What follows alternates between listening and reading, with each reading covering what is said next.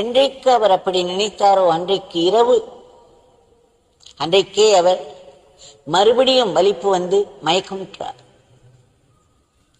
அப்பொழுது அவர் அந்த மயக்கம் அடையும் முன்பு முருகா முருகா என்று கத்திக்கொண்டேதான் மயக்கமுற்றார் என்று இதையெல்லாம் நான் சொன்னேன். அன்றைக்கு இரவு கனவில் ஒரு முருகன் கோவிலை பார்த்து செல்லும் பொழுது முருகன் கோவில் வாசலில் நின்று கொண்டிருந்தவரிடவோ நம்முடைய பகவான் யோகிராம் சுரத் குமரன் தான்.